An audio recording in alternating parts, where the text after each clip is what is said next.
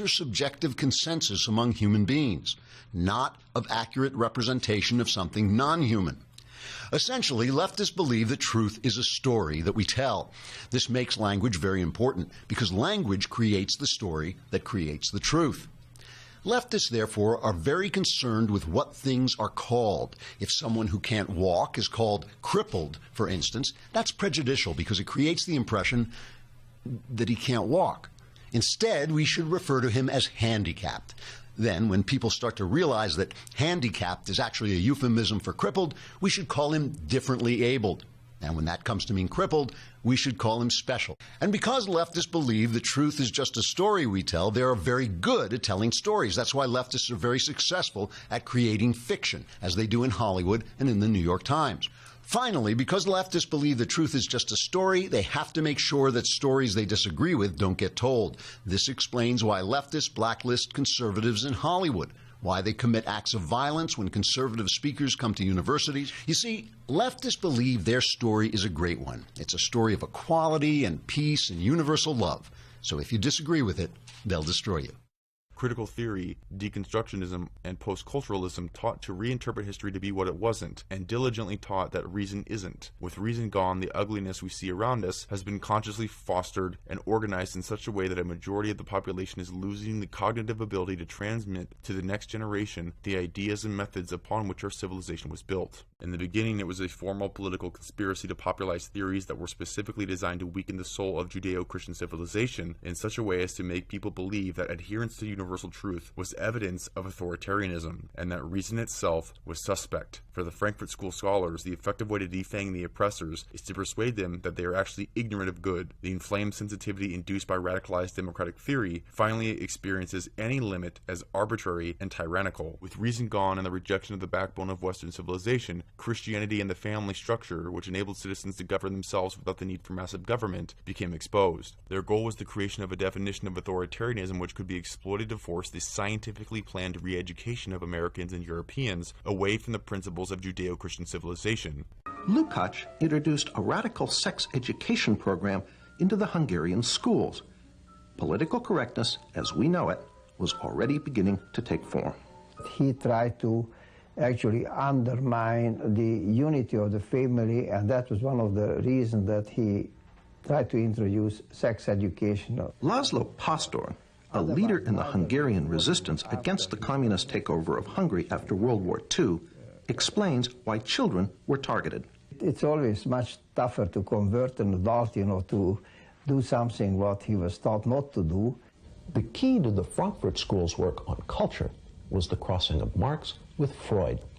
The addition of Freud adds a new element of being sexually repressed and need of liberation. Freud's element of sexual repression justifies the sexual liberation movement and the practice of polygamy and sexual promiscuity, which have long been discouraged in Western society. He provided a license for the centrality of sex in the public life. Freud was unknowingly following in the line of Hobbes, who said that each man should look at what he feels, not thinks. In principle, he was supposed to long to be all virtue, to break free from the chains of bodily desires. This absoluteness of desire, uninhibited by thoughts of virtue, is what is found in the state of nature. It represents the turn in philosophy away from trying to tame or perfect desire by virtue and toward finding out what one's desire is and living according to it. All higher purpose in nature, which might have been consulted by men's reason and used to limit his passion, has disappeared. The key to the entire Frankfurt School program is the liberation of Aristotelian eros. Destroy eros, destroy the family, destroy Christianity, and together equal the socialist revolution. The eroticism of the counterculture meant much more than free love and a violent attack on the nuclear family. It also meant the legitimization of philosophical eros, an element which is central to political correctness, and that's the sexual element.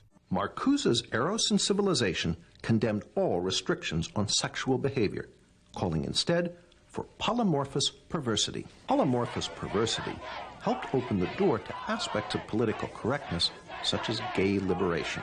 This is his idea of what human society, a good human society, should be based on, was a certain kind of polymorphous perversity and narcissism, which by liberating non-procreative eros, was his term, we would find great enlightenment and great happiness. This was supposed to be the key to utopia. The 60s, I mean, it was a way of, people always think up complicated theories to, do what they want to do. People wanted to a lot in the 60s. Herbert Marcuse, gave them the intellectual justification for having a lot of sex with a lot of people a lot of the time.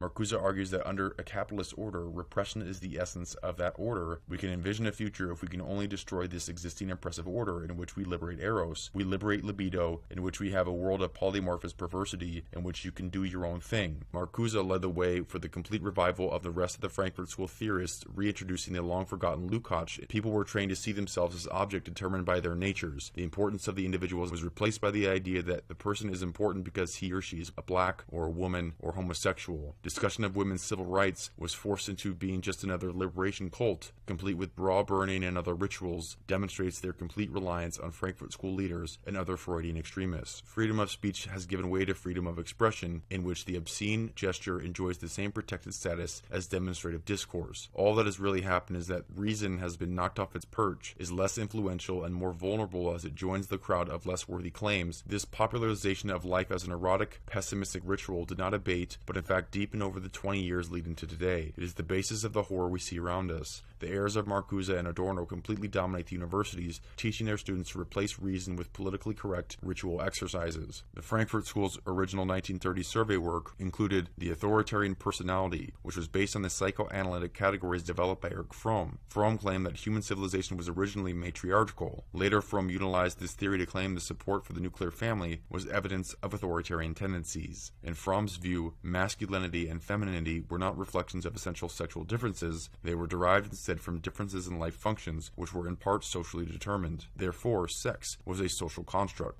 Another new member was Erich Fromm. Fromm, a practicing psychoanalyst, was noted for his radical Marxist social psychology. He pioneered the concept of sexual liberation and gender politics. According to Martin Jay, in Fromm's view, masculinity and femininity were not reflections of essential sexual differences. They were derived instead from differences in life functions, which were in part socially determined. Cultural Marxists absurdly denied the biological reality of gender and race and argued that gender and race are social constructs. They believe that men and women are 100% similar. The only difference is the genital organ, and even that can be changed through surgery.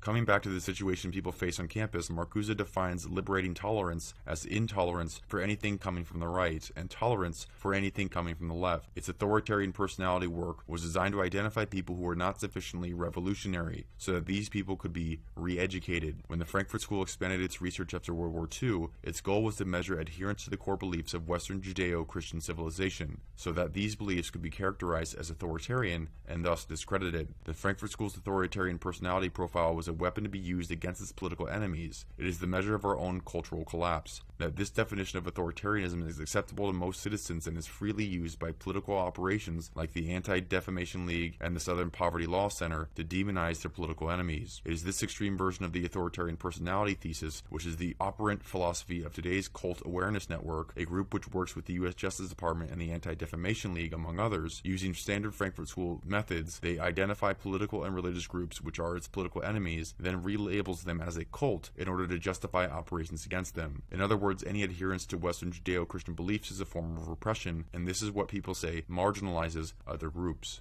The witch hunt on today's campuses is merely the implementation of Marcuse's concept of repressive toleration, tolerance for movements from the left, but intolerance for movements from the right. The totalitarian nature of political correctness is revealed nowhere more clearly than on college campuses, many of which are now small ivy-covered North Koreas, where the student or faculty member who dares to cross any of the lines set up by the gender feminists or the homosexual rights activists or any other victim groups quickly find themselves in judicial trouble. That's a great look into the future that political correctness intends for the nation as a whole. He defined liberating tolerance as tolerance for all ideas coming from the left and intolerance as those coming from the right. Sound familiar? Special interest groups who champion tolerance, as I said, you'll find to be the most intolerant. 12. Now, in the middle 1800s, somebody asked Karl Marx, what would you need if you were going to start a communist government from scratch? Just clear the playing field, blank slate, you're going to build it from the ground up. What are you going to need? What are the things that you would want to have in order to make this a perfect communist government? The Communist Manifesto is the answer. It's not very long, basically just a term paper. Read it. Why? Because I want you to be a communist? No. I want you to know how they are attacking you.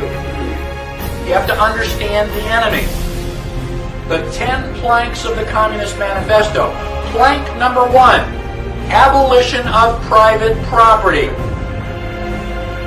No property, no rights.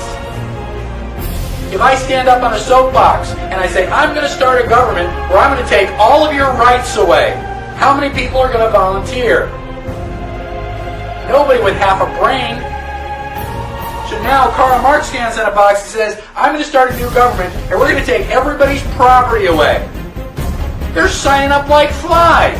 I mean, they're just, yeah, pick me. You know, that basically the problem is you don't understand that property and rights are related. If they take your property, you have no rights. And once you understand it, then you understand why communism is evil. It's not just a personal opinion. It's evil. We're taking your rights away. Now, the other 9 planks to the Communist Manifesto are basically just methods for doing the first thing. How are we going to take your rights, property away? Well, number 2 is a heavy progressive income tax. A progressive income tax means the more money you make, the higher the percentage. We have a progressive income tax in the United States? Yes. Can you say IRS?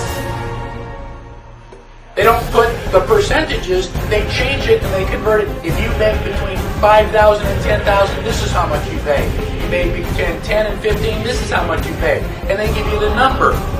Well, get your calculator and figure it out. The more money you make, the higher the percentage. What do you think the highest percentage the IRS has ever collected? Right now, I think the top percent is about 33%. What do you think the maximum was that IRS has ever collected in history? 98%. How did you know that? Okay. Between 1941 and 1942, during World War II, there were some people who were taxed 98%.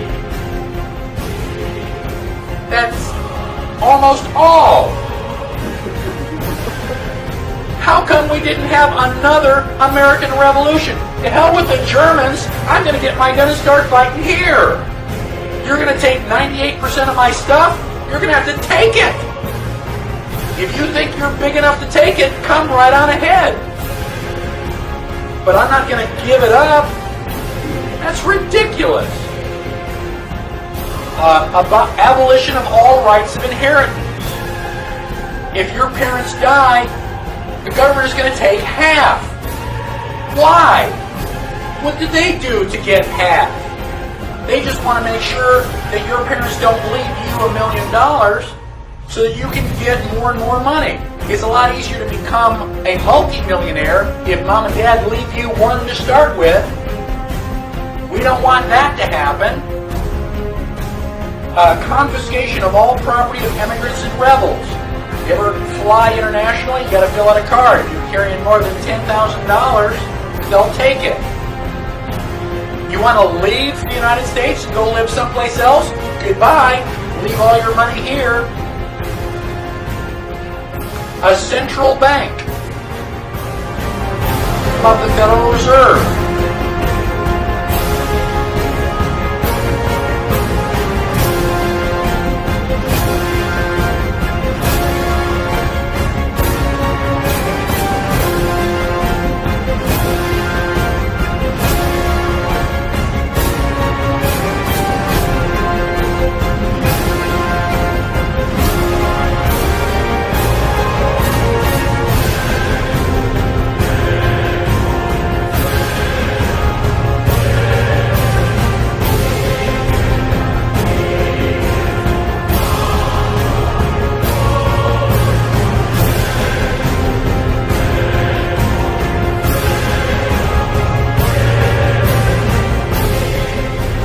Go right on down the line.